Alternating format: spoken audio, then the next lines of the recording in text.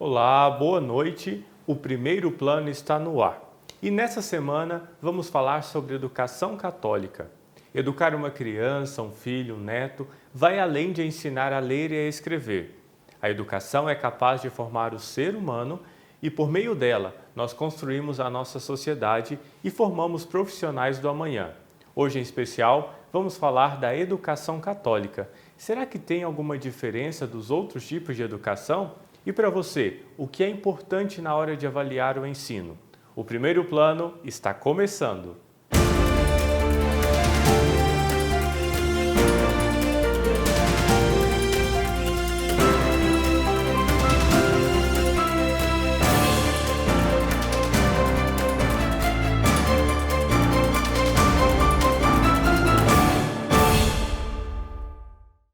A educação é responsável pelo desenvolvimento do ser humano, de suas potencialidades, habilidades e competências, e da forma como ele enxerga o mundo.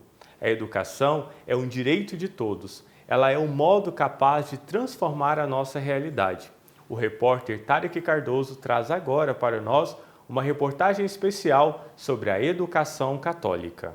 Muitos acreditam que a Idade Média foi um tempo de ignorância, superstição e até mesmo de repressão intelectual por parte da Igreja Católica. Porém, foi exatamente neste período da história que a Igreja deu sua maior contribuição intelectual para o mundo, criando o sistema universitário.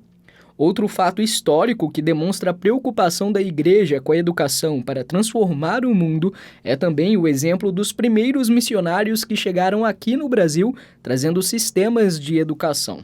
À medida que chegavam os missionários, chegavam os evangelizadores, logo a primeira preocupação estava ligada à constituição de alguma escola. O exemplo do Brasil é muito claro, a figura dos jesuítas, ou a figura, queria destacar de São José de Anchieta e o trabalho dos jesuítas de um modo geral. Mas se você olha para São José de Anchieta, que inclusive escreve uma gramática tupi-guarani, por quê? Por causa da relação entre evangelização e educação e o modo como ele trabalha pedagogicamente o ensino e a fé através do teatro. Então é muito interessante esta relação, algo pouco valorizado talvez ou até pouco conhecido. Dom João recorda também o exemplo de Dom Antônio Ribeiro, que foi um zeloso pastor em seu serviço em prol da educação. Nós estamos aí nesses dias com o padre Maximiliano Costa, o Max. Ele publicou a sua tese de sua tese de mestrado, em que ele estuda figuras de Dom Emanuel, que foi arcebispo de Goiás, o bispo que esteve à frente da criação da Arquidiocese de Goiânia, e o modo como ele foi reconhecido como um bispo da educação, um bispo da instrução. E o seu zelo como salesiano de criar em todo o estado de Goiás uma rede de educação católica. Mas afinal, já que ela é tão importante para toda a sociedade e a Igreja, na missão de evangelizar, também busca promovê-la, o que é educação e para o que ela serve? Eu acredito que a educação é essa maneira do qual nós, humanos, conseguimos transmitir e formar os nossos irmãos e irmãs, transmitindo e passando para eles, construindo juntos um repertório construído no decorrer dos últimos milênios, mas que não é algo pronto, é algo sendo construído e implementado e transformado a cada dia. Educar, então, é ajudar com que as novas gerações acolham essa história, mas também traga para fora, vivencie e assume na sua vida a sua postura e a sua maneira de estar no mundo, pensando não apenas em si mesmo, mas em horizontes muito amplos. Então, se eu pergunto assim para um professor da escola católica, o que é formar uma pessoa, Ele não vai dizer para mim dar um monte de conteúdo para ele, ele vai dizer é ajudar a formar a pessoa dele. Então, ajudar a desenvolver todas as potencialidades que aquela pessoa já tem. Ela, por exemplo, tem dom para ser um artista, eu vou dar melhor as melhores condições, as melhores teorias, melhores técnicas para ele que se torne um exímio artista. Ele tem dom para ser um médico, eu vou capacitá-lo para ele se tornar um médico humano, um médico de valores. Então, a educação é ajudar ao desenvolvimento humano integral daquela pessoa em todas as dimensões. Sabendo que a educação forma indivíduos conscientes, capazes de ler o mundo e transformá-lo, podemos relacionar imediatamente esta missão com a proposta do Evangelho de Cristo. Nesta lógica, devemos nos perguntar qual a missão de uma educação que carrega consigo o adjetivo católica. Na educação católica, nós vamos primar pelos valores, pela defesa da cultura da vida sempre. Então, ela é uma educação que, ao trazer todas essas explicações, ela é permeada de valores, para ajudar sempre a pessoa, não só saber aquele conteúdo técnico, cognitivo, mas para que ele saiba aplicar aquele conteúdo de uma forma cada vez mais humana, para construir um mundo mais humano. Então, ela tem essa especificidade que é a educação por meio de valores. A educação católica é aquela que reconhece a dignidade da pessoa humana, porque pensa e forma a pessoa na sua totalidade, porque pensa na pessoa criada à imagem e semelhança de Deus. Sabe que nós vivemos em comunidade. E é uma educação também que não se fecha sobre conteúdos curriculares. Uma educação que se abre também para a experiência do mistério da vida, do transcendente. Para propiciar que sejam eficazes os trabalhos da Igreja na construção da civilização do amor através da educação, desde seu surgimento há quase 70 anos, a Conferência Nacional dos Bispos do Brasil se dedica a fomentar políticas públicas e outras ações voltadas para o sistema de ensino. A Igreja sempre se preocupou com a educação. Se você estudar a história da educação, você vai se deparar permanentemente com a ação da Igreja. Como Conferência Episcopal, desde os inícios da conferência, que está completando 70 anos no próximo mês de outubro, sempre houve um setor de educação. A atual configuração da CNBB, ela está organizada em 12 comissões episcopais pastorais.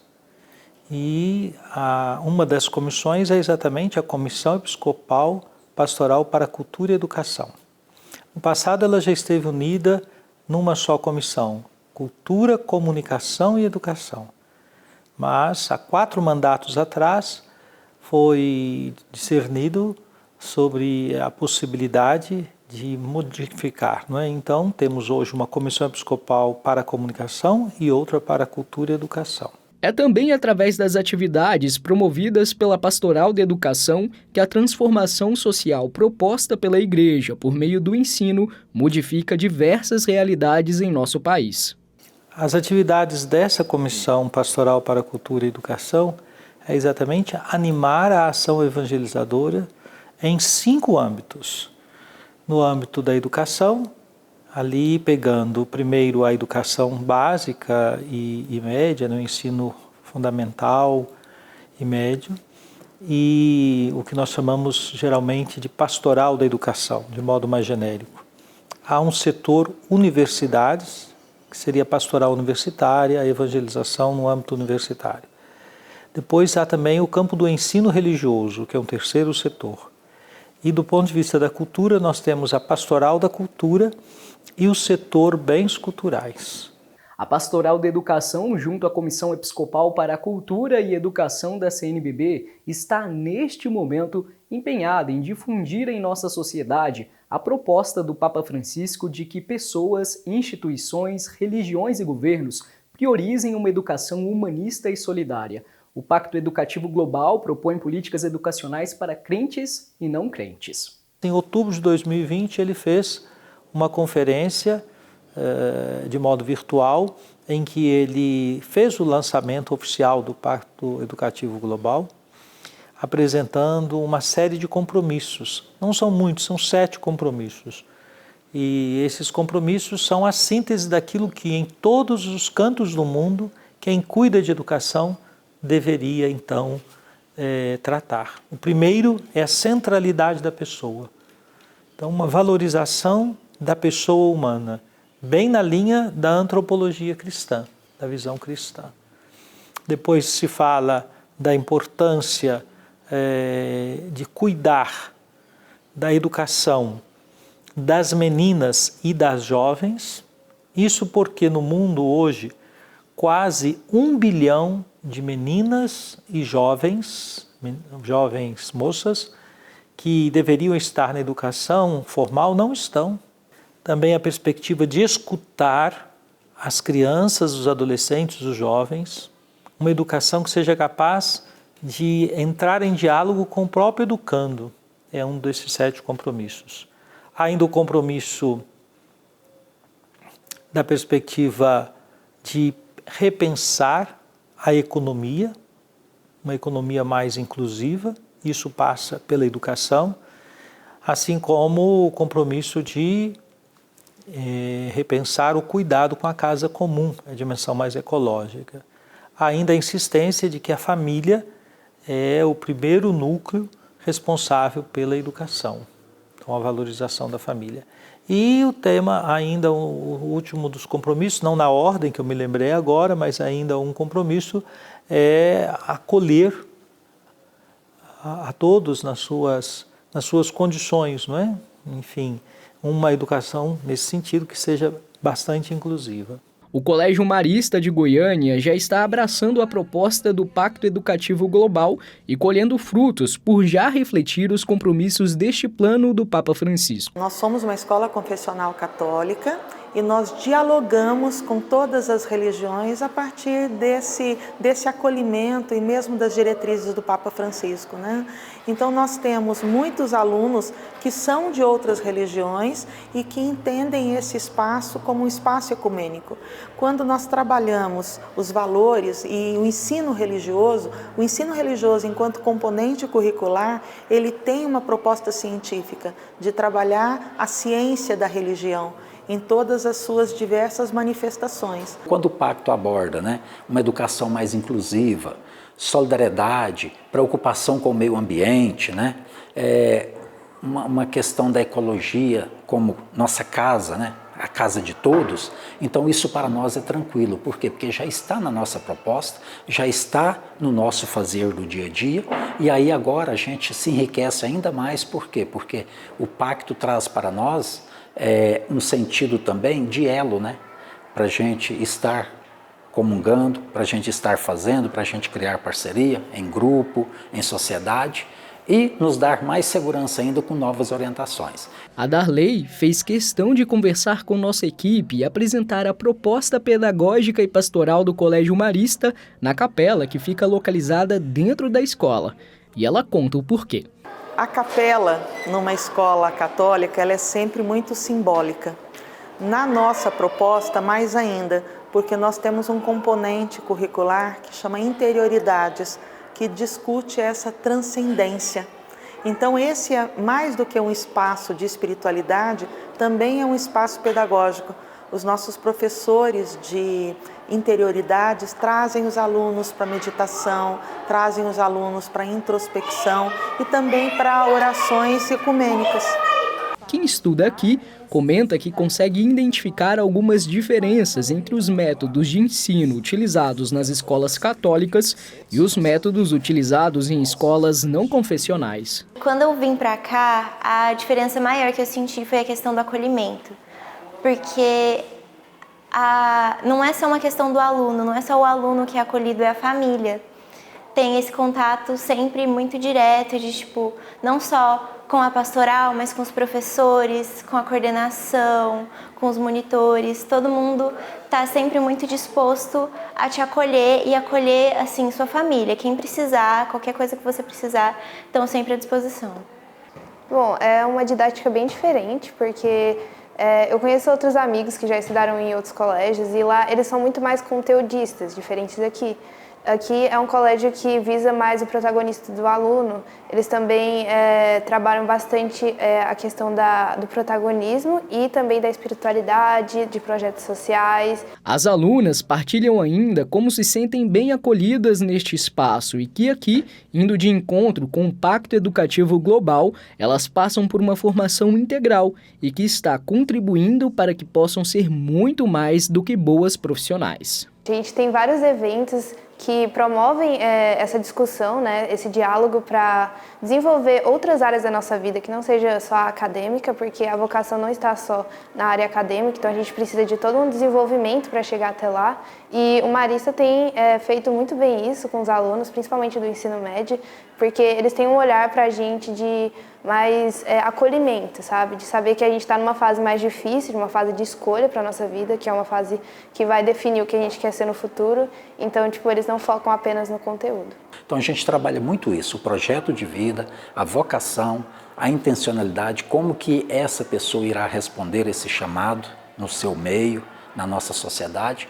Então, para que ele seja realmente um ser realizado, para que ele não seja aquele ser que fez algo e que depois tem alguma lacuna ali, fica algum vazio. Então nós buscamos essa formação integral para trazer justamente essa realização, para trazer uma segurança maior para esse aluno, para esse ser que vai sair daqui, que vai para a universidade, já sai no ensino médio, já com um projeto mais definido, um projeto de vida mais definido. Para os docentes, a experiência de trabalhar em uma escola católica que preza por passar conteúdos e transmitir valores também é bem enriquecedora.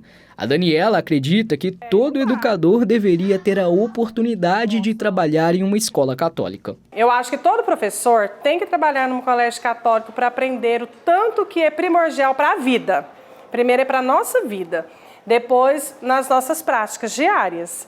Então, eu percebo assim que virtudes e valores nós trabalhamos o tempo todo, desde quando saímos de casa, até mesmo ao chegar em casa, até mesmo no colégio, junto com as nossas crianças. A Daniela relata também que as virtudes propostas aos cristãos, através dos ensinamentos de Jesus, podem ser utilizados como valores primordiais para os que creem no Cristo e para os que professam outra fé. Eu penso assim, que no dia a dia, com as nossas crianças que são ou não são da religião católica, a gente sempre está trabalhando, né? Como que eu faço bem, como eu pratico bem, e acabo sendo, como que Jesus nos ensinou a praticar esse bem, né? Como que eu tenho que ser com meu amigo que está chegando agora, que não conhece o nosso colégio, o primeiro dia de aula, como que eu tenho que acolher essa pessoa? O nosso acolhimento, tanto aqui na escola como nos outros lugares que a gente vai, é um acolhimento de muito carinho, muito carisma, muita empatia, muita simpatia, muita alegria. Então, eu acho que isso vai além do catolicismo. A escola católica, mesmo tendo diferentes carismas, de diferentes fundadores, ela tem uma unidade dentro da formação de valores que transpassa essa discussão do modismo, né? Porque todo mundo fala de uma formação humanizadora, mas as escolas católicas, na essência, têm esse cuidado, né? Então, se for pensar na tradição das escolas católicas, até na tradição da educação brasileira, a educação brasileira começou com as escolas católicas, começou com a chegada dos jesuítas, e ela foi se consolidando nos seus diferentes carismas, mas nunca perdeu a excelência acadêmica associada com essa formação humanizadora que depois da virada do século XXI veio para a Base Nacional Comum Curricular com a discussão de formação de valores, de empatia, de solidariedade, de tantas habilidades e competências necessárias para a convivência civilizada na nossa diversidade. E toda a família acadêmica do Colégio Marista é convidada a exercer estes valores. Aqui, alunos e professores são convidados através de projetos como a Pastoral Juvenil Marista a irem ao encontro dos irmãos que sofrem em diferentes realidades. Bom, a gente tem a PJM, que é a Pastoral Juvenil Marista, onde a gente tem encontros semanais, que a gente tem diálogos sobre as questões sociais mesmo, da vida, entra na parte espiritual também, e eles escutam o que a gente está sentindo, sabe? Eles gostam de ouvir a nossa opinião e deixam a gente atuar também. A gente tem outra área que chama Hub, que é uma área onde a gente pode desenvolver projetos que a gente mesmo criou, assim, tanto na área social quanto na área de sustentabilidade, que traz essa visão mais dinâmica de futuras profissões que vão também surgir no mercado de trabalho, que atualmente não, tem outras perdendo espaço e novas surgindo, então isso dá uma abertura maior para a gente. As escolas e universidades católicas de todo o país são administradas por diferentes congregações religiosas, dioceses e outros organismos da Igreja. Porém, são convidadas a caminharem juntas. Por isso, fora criada a ANEC, Associação Nacional de Educação Católica. Junto à Pastoral de Educação e à Comissão Episcopal Pastoral para a Cultura e Educação da CNBB, e junto à Conferência dos Religiosos do Brasil, a CRB, esta organização ajuda a promover a unidade entre as instituições católicas que trabalham a favor do ensino. A ANEC, ela é uma associação nacional, né, da educação católica, é uma associação de caráter, então, educacional, também cultural, ela não tem fins lucrativos e ela representa a educação católica no Brasil em comunhão, assim, de valores com a CNBB, que é a Conferência dos Bispos do Brasil, e também com a Conferência dos Religiosos do Brasil, né? E a ANEC, ela está presente aqui no nosso país em mais de 900 municípios, ela também está, então, presente em todos os estados da nossa federação, e ela tem cerca de 1.130 colégios, né? Tem 90 instituições de ensino superior, e ela tem 112 mil professores e colaboradores que trabalham nas escolas, e com cerca de 1,5 milhão de estudantes, desde a educação infantil até o ensino superior. Ela tem uma história recente, porque ela vem de 3 instituições que cuidavam da educação católica e que eram propriamente separadas, não é? E houve todo um processo com o acompanhamento da Conferência Nacional dos Bispos do Brasil e da Conferência dos Religiosos do Brasil, porque muitas dessas escolas, se não a maioria, pertencem a congregações religiosas, para se ter uma instituição mais forte e única. Então, se constituiu a ANEC. Além de ser este elo de unidade entre as escolas e universidades católicas, a ANEC busca um constante diálogo com o Ministério da Educação, defendendo políticas públicas. De um modo geral, nós atuamos, por exemplo, quando vai surgir uma nova lei da educação, então nós escrevemos notas técnicas, nós participamos junto ao Conselho Nacional de Educação, trazendo nossas reflexões para que a educação possa acontecer de forma igualitária, seja inclusiva e seja de qualidade mesmo para todos os estudantes brasileiros. Então, temos uma atuação muito significativa nessa área, então, de políticas públicas, né? Defendendo também a filantropia da educação, que quase nós perdemos a filantropia, né? A maioria dos nossos colégios católicos são filantrópicos, e o que isso significa? Que nós damos, então, bolsas de estudos de 100%, 50% ou de descontos para nossos estudantes, né? E, então, isso é uma inclusão que nós fazemos.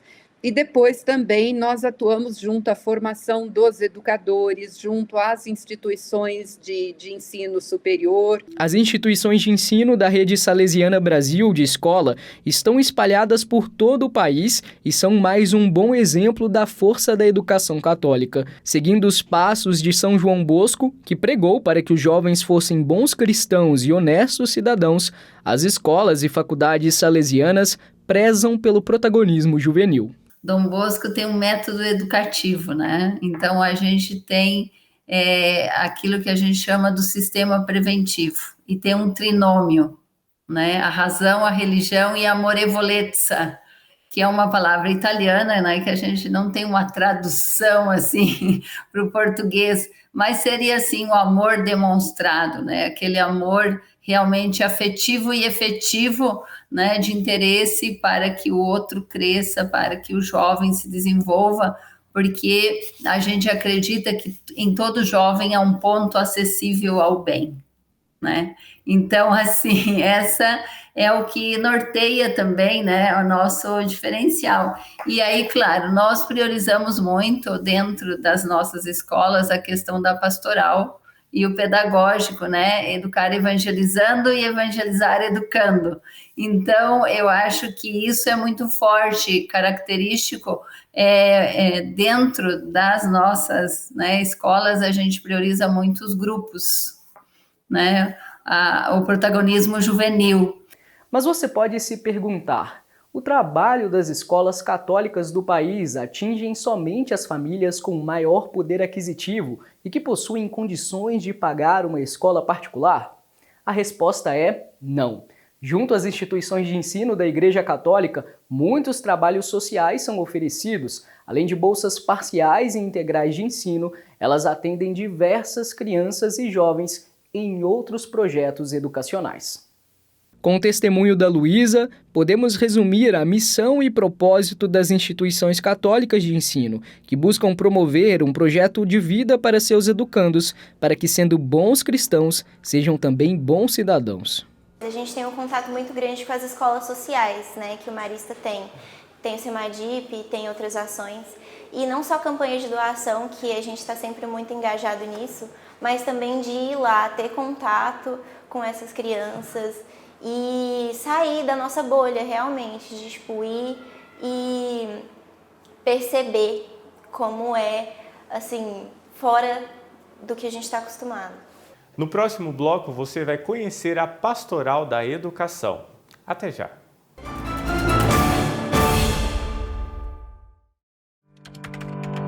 Você conhece a loja virtual do Pai Eterno? Lá você encontra muitos produtos de evangelização. Além de ser um espaço de compra seguro, ainda tem formas de pagamento facilitado.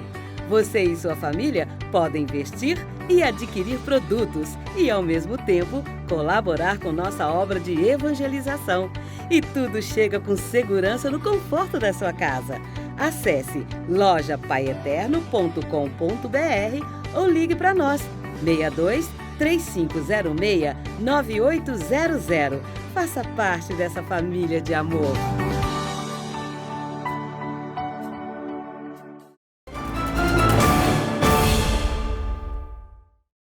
A Pastoral da Educação é a ação da Igreja no campo específico do mundo da educação. O setor da educação tem como missão promover, articular, animar e organizar processos e ações pastorais no mundo da educação com a finalidade de anunciar, testemunhar e seguir Jesus Cristo, se constituindo em sinal do reino de Deus e construindo na promoção dos seres humanos fraternos, livres, justos, conscientes, responsáveis e éticos. O Tarek Cardoso nos mostra detalhes da ação desta pastoral educacional.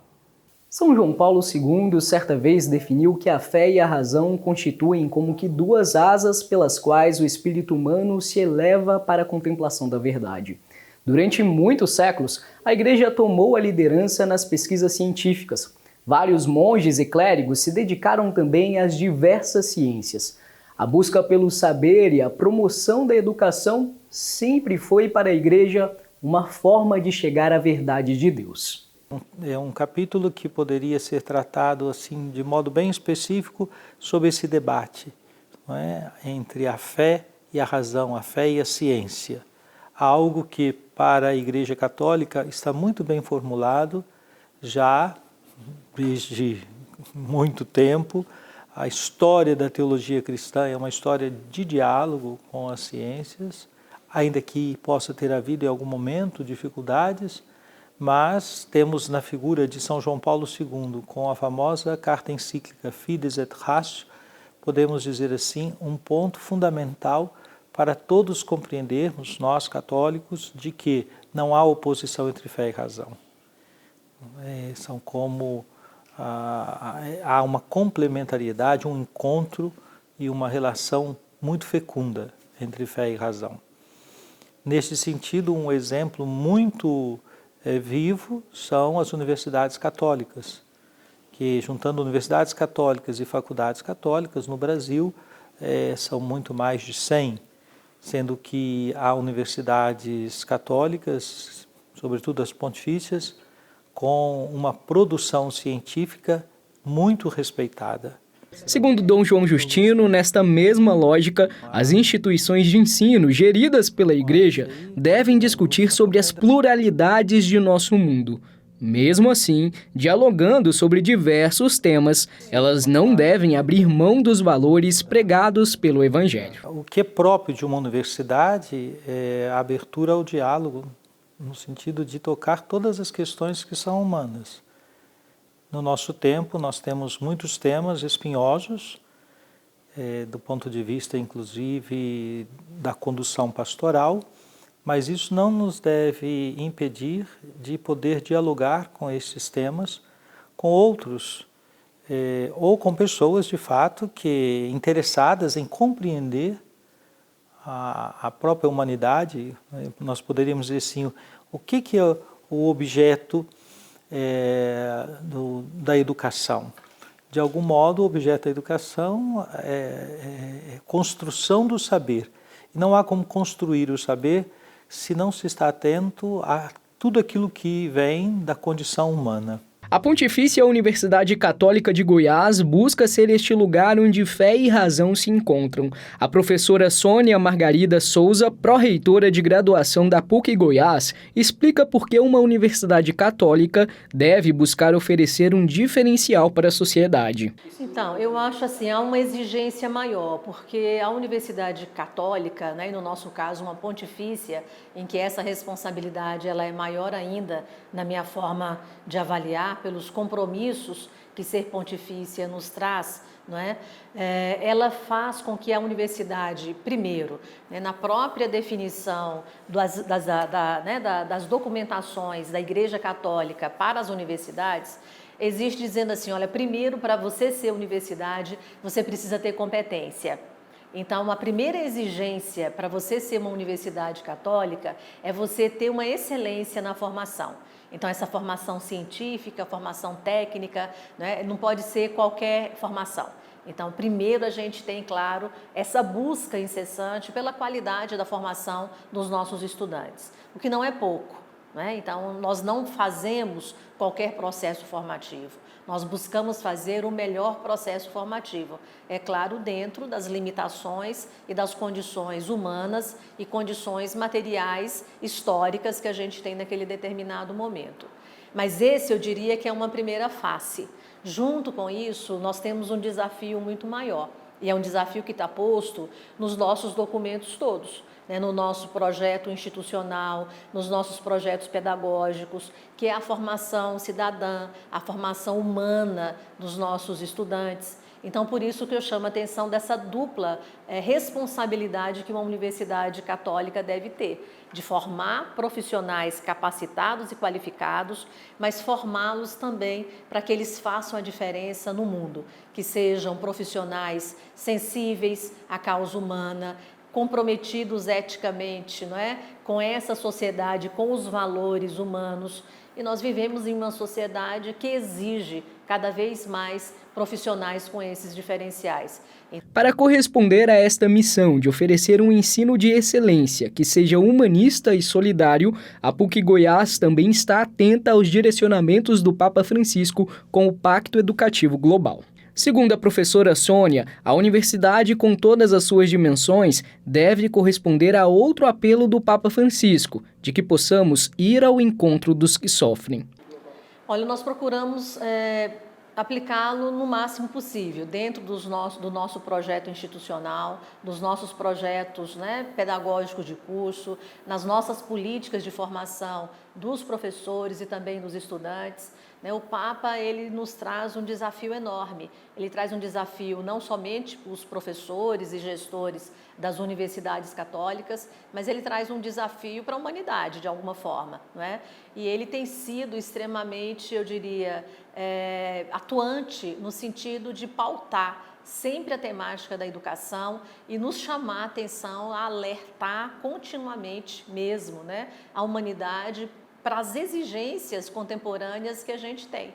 E a educação é a grande arma, vamos dizer assim, para poder trazer soluções para esses problemas que são vividos atualmente. Então, ter, né, nos documentos que são lançados pelo Papa, sobretudo no Pacto Educativo Global, uma referência, para nós é fundamental. Então, nós buscamos, no cotidiano da universidade, nas suas ações programáticas, nos seus projetos de formação, estar sempre comprometidos também com com as indicações, vamos dizer, e com as orientações que ele nos dá.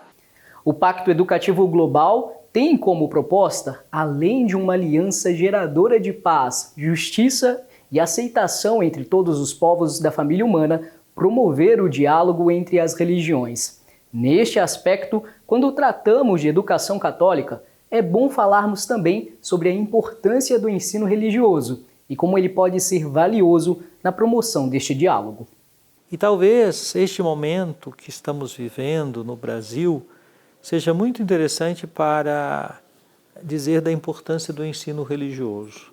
Um ensino religioso, sobretudo, pautado no sentido de compreender a diversidade religiosa que marca o nosso país.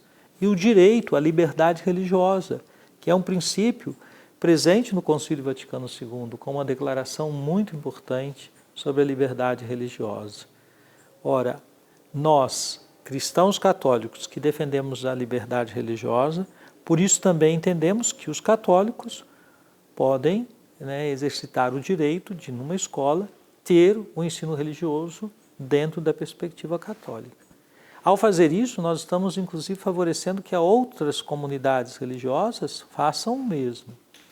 E isso supõe um diálogo, não só trabalho no sentido da organização, mas supõe um diálogo entre aqueles que estão cuidando da educação.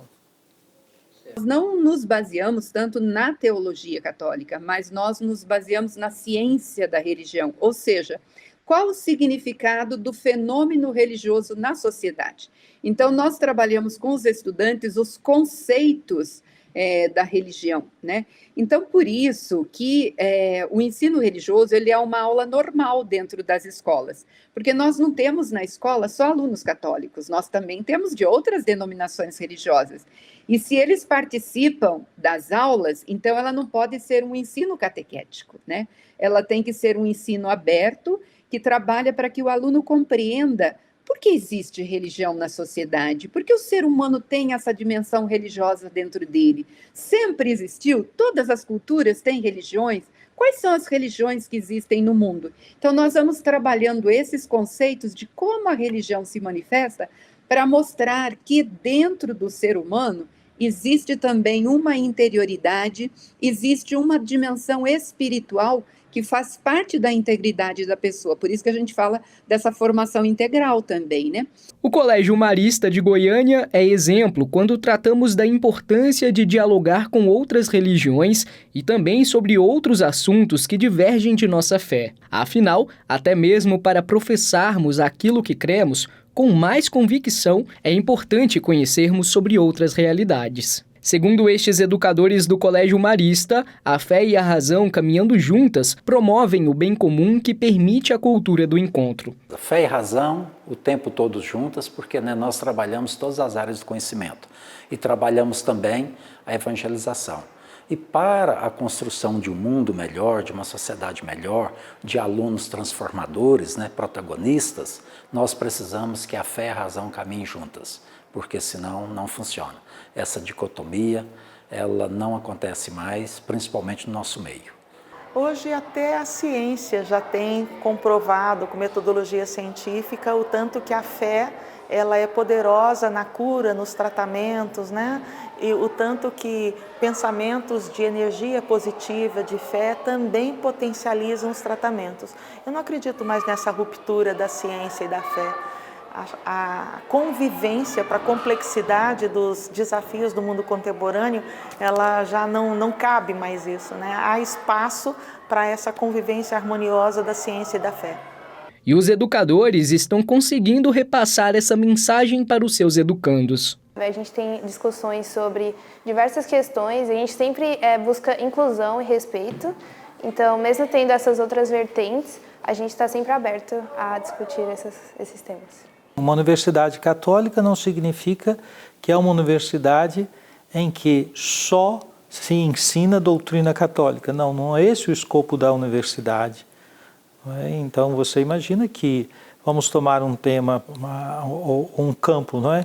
Pensemos a química, a física, a biologia. Essas ciências, elas têm metodologias próprias e elas vão abordar nas suas pesquisas temas e vão ser colocadas perguntas, investigações que não têm imediatamente a ver com a fé católica, mas têm a ver com o saber humano, com a cultura humana. E a Igreja está contribuindo para a construção desse saber. Para a promoção de uma boa educação católica, a Igreja conta com leigos e leigas como o Darley, o Valdeci e tantos outros. São eles que dão dinamismo, que dão movimento ao mundo, iluminando as realidades à luz do Evangelho de Cristo e, portanto, podem ser considerados sujeitos eclesiais. Olha, reconhecendo que grande parte ou a grande maioria dos educadores e educadoras são formados pelos nossos leigos e leigas, homens e mulheres capacitados, treinados, que no cotidiano da vida, com muitos desafios, entram para as salas de aula ou para os outros espaços educativos e realmente transformam vidas a partir dessa atitude concreta de educar, de formar. Então, é fundamental que eles estejam apoiados, encorajados, capacitados e continuamente formados nessa formação continuada, melhor dizendo, para que possam exercer bem sua função. Nós, enquanto comunidade de fé, enquanto igreja, precisamos ser muito gratos aos leigos e leigas que no silêncio da sala de aula, no silêncio do seu trabalho, no silêncio da sua doação, formam as novas gerações. É interessante lembrar que recentemente no Brasil foi fundada a Sociedade Brasileira de Cientistas Católicos. Esta sociedade, que foi fundada em 2019,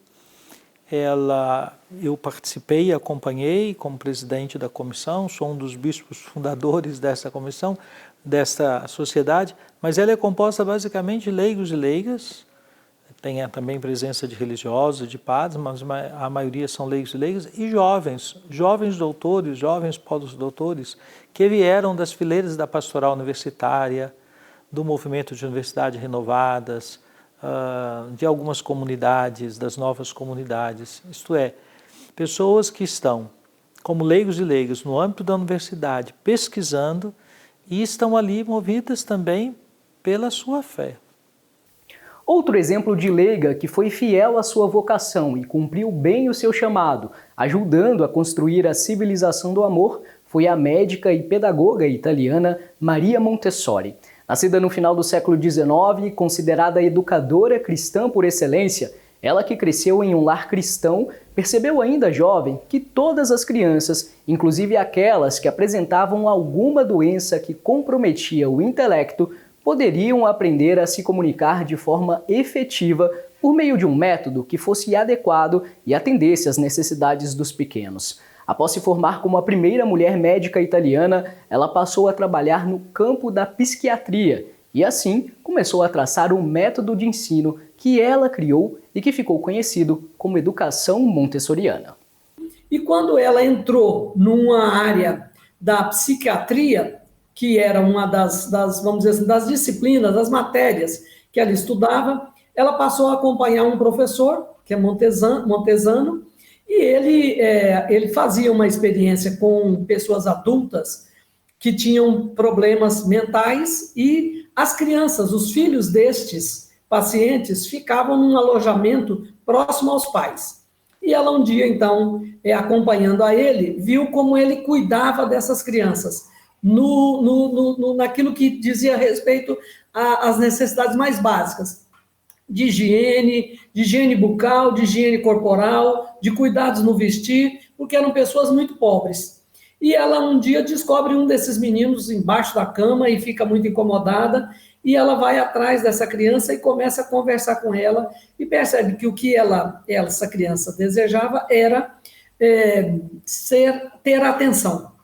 E a partir daí, Maria Montessori, que é de uma família católica, né, romana, tradicional, vai começar um experimento a partir desse professor, dessa experiência da psiquiatria, e conheceu outras estruturas na Bélgica, de pessoas que começaram a trabalhar com crianças com algum tipo de problema mental e psicológico.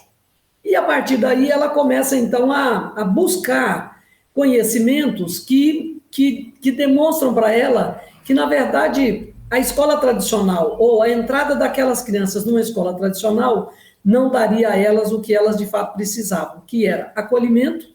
Por isso ela trabalha, tem um mantra dela que é graça e cortesia. Usando diversos objetos criados para funcionarem como material didático, Maria Montessori inovou ao criar seu método de ensino. Em todo o mundo, diversas escolas contam com os direcionamentos desta leiga católica para compartilhar o saber. Na escola que a Ivone dirige, em Anápolis, no estado de Goiás, estes métodos são aplicados e ela conta um pouco de como é o dia a dia da escola. Nós optamos por estar numa casa. Então, eu estou numa casa mesmo, que é uma casa aqui em Anápolis, uma casa com um grande espaço de jardins, de pomar, de horta, porque as crianças vão para o experimento. Então, ela criou uma linha de aprendizado que ela chamou de vida prática. O que é vida prática? Então, a primeira questão do aprendizado dela é: a criança precisa aprender a cuidar de si corporalmente, do seu espaço. Então, as crianças entram na escola, nessa casa, deixam a mochila num determinado lugar, tiram o sapato e entram com uma meia antiderrapante na sala. Na sala não tem carteira nem mesa, tem tapetes que as crianças se sentam junto com as professoras e todo o material, Tarik, está disponível em prateleiras à altura delas. Mas a lógica é: uma criança só vai ao material depois que a professora apresenta o material a ela. A primeira vez que eu ouvi isso, eu falei assim: não vai dar certo esse negócio. Porque as crianças, primeiro porque o material é belíssimo, acho que você pode ver algumas fotos da nossa escola, o material é muito colorido, é tudo muito bonito. As crianças vão avançar em cima das prateleiras. Então a gente fez, no começo da Vivan, no começo de cada ano ou de cada semestre, um momento de apresentação da sala. Então a criança entra e aí a professora diz: tudo isso está à sua disposição, mas não é brinquedo, é material de trabalho. O Montessori diz assim para a criança: você vem para a escola para trabalhar. Por quê? Porque cada atividade que ela realiza, por menor que ela seja, é uma atividade de mudança para ela e para o espaço que ela está. Então isso é trabalho, porque trabalho é alterar a natureza, né? É conseguir produzir algo diferente daquilo que você tem. E as mulheres, assim como em tantas áreas, dominam o campo da educação. A Rosiana é mais um exemplo de leiga, na atualidade, que tem feito a diferença. Ela é educadora e coordena a Pastoral de Educação no Regional Sul 2 da CNBB, no Paraná. Nós somos convidados a estar presente nesse mundo da educação, nesse mundo escolar, e mostrar, sermos luz, levar, né, luz, e principalmente, né, que a gente sabe, antes da pandemia já era difícil a educação, já não estava fácil. Com a pandemia ficou pior ainda, e pós-pandemia pior ainda, né? Então, os professores estão muito ansiosos. Então, a gente vem, enquanto pastoral, às vezes fazer um momento de espiritualidade, um momento de levar, de escutar também, de levar a palavra, mas também de escutar. O que nós vemos muito hoje, e que é primordial, é nós escutarmos. E educadores, não digo só educadores, professores, né? Os educadores também, lá na família, porque as famílias também estão bem, vamos dizer assim, perdidas. Para despertar mais leigos e leigas que estejam dispostos a evangelizar e construir um mundo melhor através das práticas educacionais, a Pastoral de Educação está ampliando sua implementação nas paróquias e dioceses de todo o país. Nós temos, por exemplo, uma linha muito interessante que algumas dioceses tomam, que é aquela de trabalhar na formação, na identidade do professor a partir dos valores da fé cristã. E com isso são organizados encontros pensando os professores, educadores.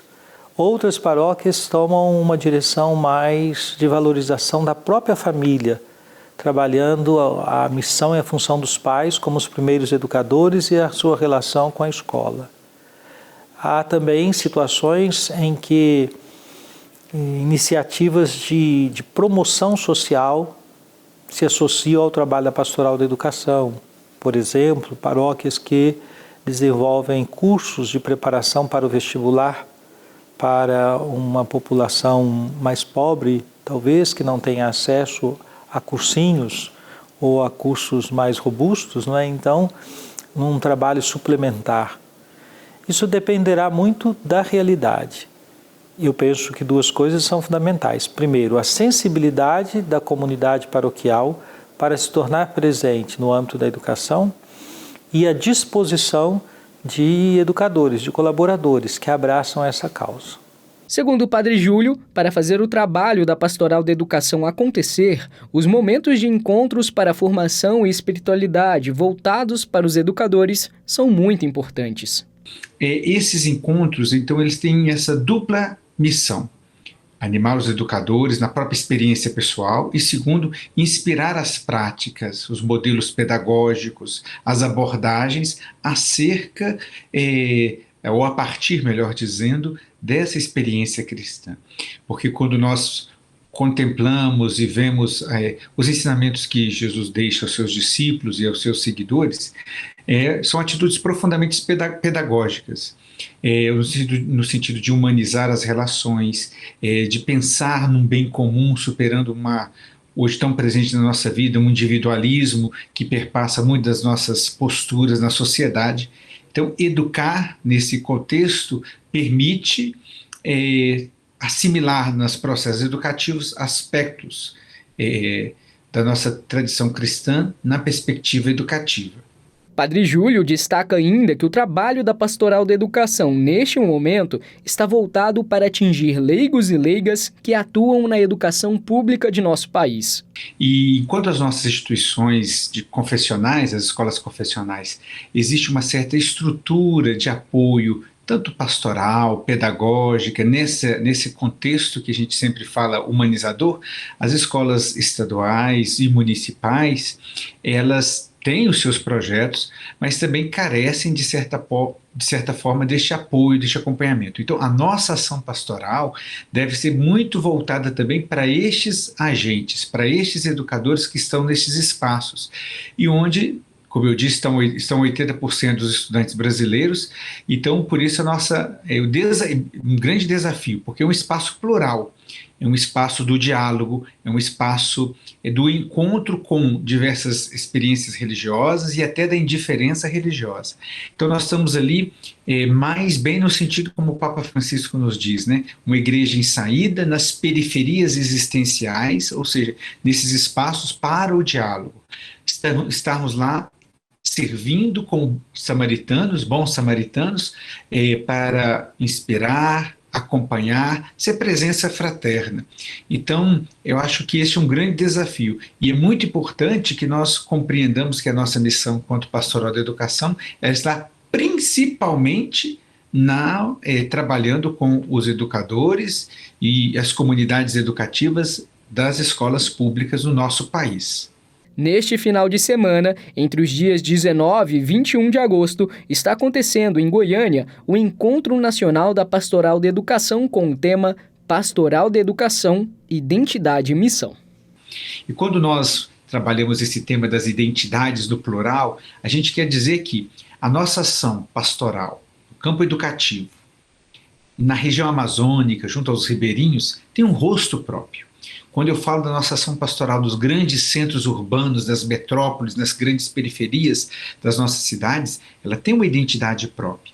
Quando eu falo da nossa ação pastoral presente e atuante nas pequenas cidades dos interiores do nosso país, ela tem um rosto próprio. o rosto próprio daqueles que conseguem formar outros educadores, aqueles que trabalham mais em projetos sociais, de voluntariado, aqueles que cuidam mais da parte da espiritualidade por meio de retiros, aqueles que procuram dar mais apoio à formação humana, socioemocional dos educadores, aqueles que desenvolvem projetos com a juventude. Então, temos muitas maneiras de ser presença no ambiente educativo.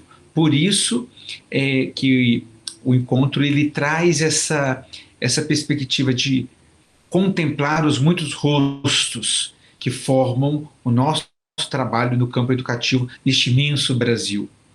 E chega ao fim o programa Primeiro Plano dessa semana. E você já sabe, para conferir o nosso programa, basta acessar o canal do YouTube da TV Pai Eterno. Até breve!